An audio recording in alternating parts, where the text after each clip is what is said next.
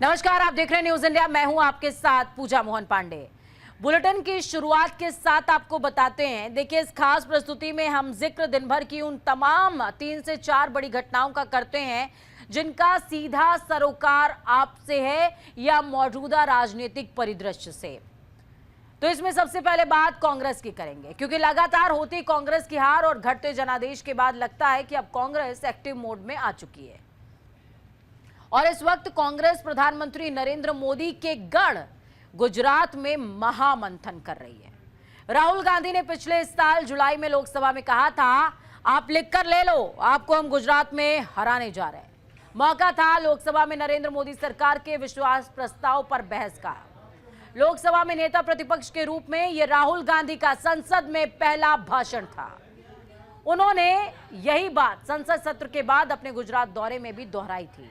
इसके बाद उन्होंने गुजरात का 2 बार दौरा किया, वो एक बार फिर गुजरात के अहमदाबाद में। इस बार मौका है कांग्रेस के अधिवेशन का। अहमदाबाद में कांग्रेस का 2 दिवसीय अधिवेशन आज कांग्रेस वर्किंग कमेटी की बड़ी बैठक के साथ शुरुआत हुआ, या फिर यूं समझिए कि इसका आगाज हुआ है। इसके बाद 9 अप्रैल को ऑल इंडिया कांग्रेस कमेटी के प्रतिनिधियों के साथ आगे की रणनीति पर चर्चा की जाएगी।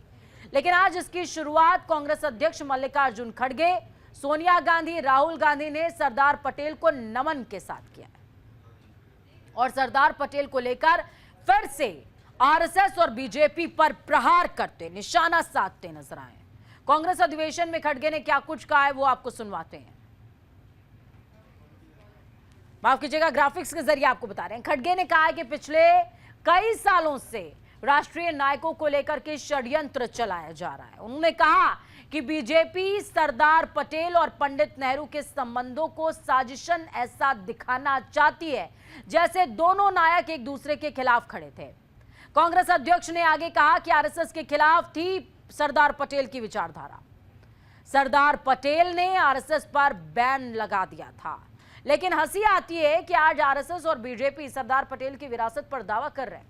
खड़गे ने आगे कहा कि जब संविधान बना तो आरएसएस ने गांधी जी, पंडित नेहरू, अंबेडकर और कांग्रेस की काफी आलोचना की थी। ये तमाम बातें खड़गे ने कही। कांग्रेस कार्य समिति की बैठक के बाद जयराम रमेश ने बताया कि आज एक विशेष प्रस्ताव पर चर्चा हुई और उसे पारित भी किया गया। सुनिए। आज एक विशेष प्रस्ताव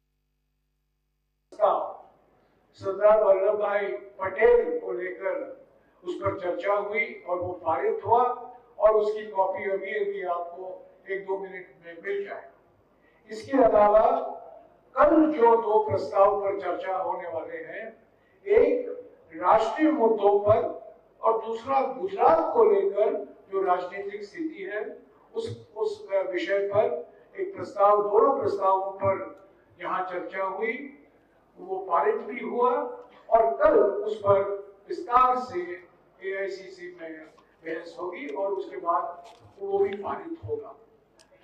इसके अलावा आज जो अभी वेणुगोपाल जी ने कहा, हमारे 140 साल के इतिहास में छठी बार हम गुजरात में मिल रहे हैं। भारतीय राष्ट्रीय कांग्रेस की बैठक छठी बार गुजरात में हो रहा है और तीसरी बार हम अहमदाबाद में मिल रहे हैं। कांग्रेस कार्य समिति की अध्यक्षता मल्लिकार्जुन खड़गे कर रहे हैं। इस बैठक में सोनिया गांधी, राहुल गांधी, कांग्रेस शासित राज्यों के मुख्यमंत्री, राष्ट्रीय पदाधिकारी, वरिष्ठ नेता और एआईसीसी के दूसरे प्रतिनिधि भी शामिल थे।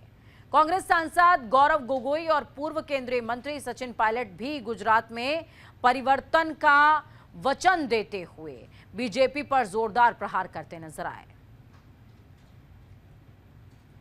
आप दे रहे हैं और एक बहुत मजबूत रेजोल्यूशन हम लेकर आएंगे। न सिर्फ देश में जो हालात हैं उस पर हम विवरण करेंगे, लेकिन कांग्रेस पार्टी का इस पे क्या स्टैंड रहेगा हर मुद्दे पर, उस पर चर्चा हो रही है।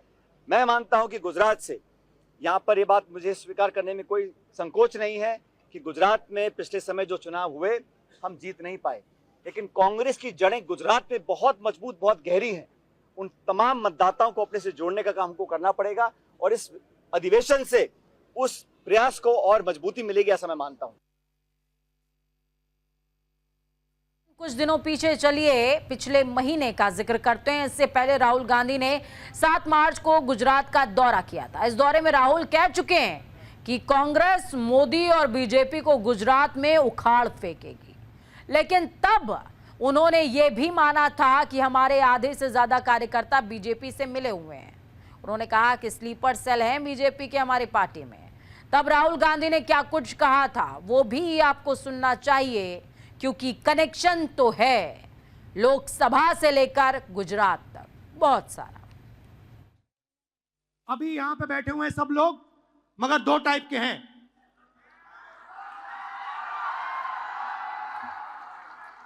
एक है जो जनता के साथ खड़ा है, जो जनता के लिए लड़ता है, जो जनता की इज्जत करता है और जिसके दिल में कांग्रेस पार्टी की विचारधारा है। और दूसरा है जो जनता से कटा हुआ है, दूर बैठता है, जनता की इज्जत नहीं करता है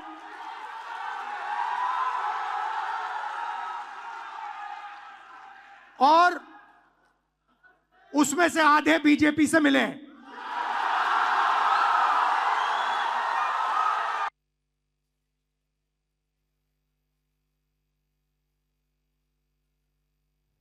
अब आप कहेंगे ये हुआ क्या?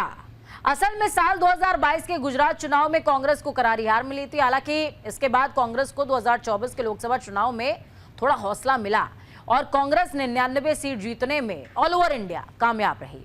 इससे कांग्रेस और उसके नेताओं के हौसले बुलंद हुए, लेकिन वो ज्यादा दिन टिके नहीं। लोकसभा चुनाव के बाद महाराष्ट्र, हरियाणा और दिल्ली के विधानसभा चुनाव बारी बारी से कांग्रेस हारती रही। हालांकि उसे कुछ सफलता झारखंड और जम्मू कश्मीर में जरूर मिली, लेकिन वहां वो जूनियर पार्टनर थे, बड़े भाई की भूमिका में नहीं थे, छोटे भाई की भूमिका में थे।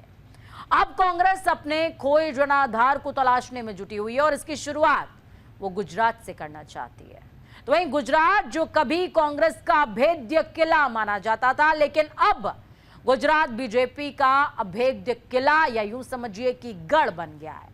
यही वजह है कि 64 सालों के बाद कांग्रेस गुजरात में अधिवेशन कर रही है। गुजरात में कांग्रेस का आखिरी अधिवेशन, या यूं समझिए कि इस अधिवेशन के पहले अधिवेशन 1961 में भावनगर में आयोजित हुआ। ऐसे में सवाल ये कि कांग्रेस ने गुजरात में अधिवेशन आयोजित करने का फैसला किया क्यों? क्या इससे पार्टी को कोई किक मिलेगा, कोई फायदा मिलेगा?